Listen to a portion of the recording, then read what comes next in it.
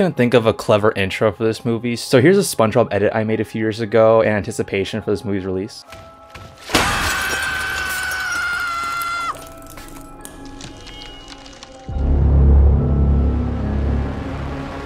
Welcome to Spooky Season Eve, as I would call it, since we are still in the month of September. And since I do consider September to be Spooky Season Eve, I'm gonna go ahead and start covering some horror movies, or at least some movies that can be considered to be in the spooky territory for the remainder of September and of course for the month of October. And guess what list we still have to finish up? That's right, our 2021 movie reviews. Because some of the remaining movies on this list do deserve more attention, and I do believe that they deserve your attention. From visionistical director Edgar Wright, whose last movie Baby Driver just set the whole world on fire, it seems, comes a whole different approach to a genre that I never thought he would ever tackle, nor do I recall him really tackling before, which would be a more serious approach to the thriller / horror genre. So just to give a background of Edgar Wright's previous movies, I very much enjoy the Cornetto trilogy for its whimsical blend of silly comedy with rather serious topics or rather serious plots. And supposedly it's blasphemy for anybody to say that they dislike Scott Pilgrim vs. the World, which I would say is arguably Edgar Wright's most popular movie. And he's proven to be just so creative with his audio and visual cues. I mean, in a way, his own unique stylistic approach really does remind me of how James Gunn has his own unique approach to his movies. I would say the two have very distinct styles, but I can still say that both are very similar and that they both have their own individual distinct flair when it comes to their movies, if that makes sense. The pinnacle of his visual creativeness would be Scott Pilgrim vs. the World. The pinnacle of his audio creativity came in Baby Driver. The man has always been very intentional with incorporating visual and audio cues together, and this movie just proves that point even more. This movie definitely has some of the most impressive techniques in editing scene transitions that I've ever seen. Let's get into some fancy attire and let's get British into Edgar Wright's most recent movie, Last Night in Soho.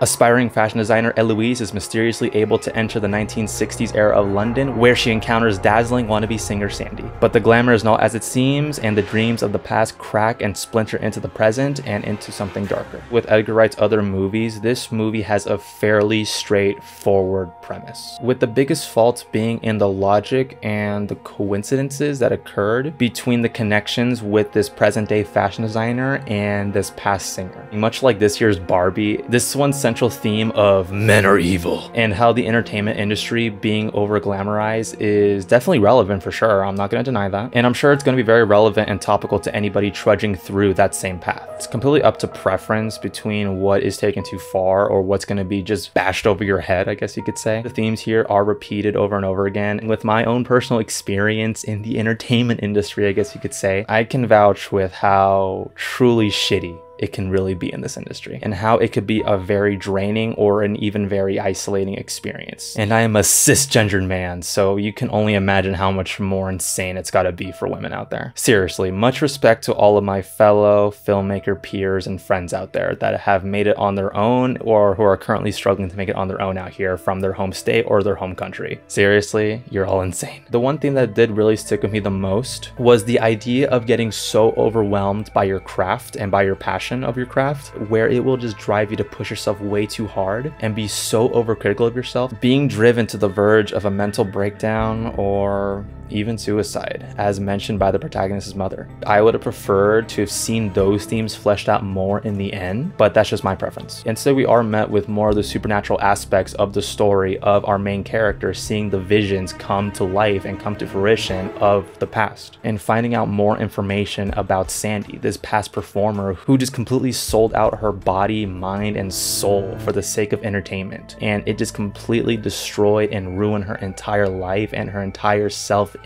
I'm not saying I didn't enjoy these supernatural elements. They definitely provided some real creepy visuals and some real thrilling moments, absolutely, but it's kind of funny with the way this movie was marketed and everything. I went into this movie expecting and wanting to enjoy the supernatural elements, but I ended up leaving the movie wanting more so out of the more grounded themes instead of the supernatural elements. Performance-wise, I think the three main characters in Thoamasin, McKenzie, Anya Taylor-Joy, and Matt Smith are phenomenal, and they were absolutely hypnotic to watch on screen. My introduction to Thoamasin McKenzie was Taika Waititi's Jojo Rabbit, so I'm happy to be seeing her in more roles, and I hope to see her in more roles in the future. At this point, Anya Taylor-Joy is certainly superstar status. She just bounces on that fine line between elegant performance and weirdo experimental shit, which I am all for. So when you combine the two, you just have an actress that's always so engaging to watch no matter the context of the story. Matt Smith, I actually grew up watching a lot of Doctor Who. I think that's probably like the only thing from the BBC that I've watched and enjoyed. And I'm very happy to be seeing Matt Smith finally in more performances since his debut with being the Doctor. And I'm definitely hoping to see him be in even more stuff. Wait, hold on.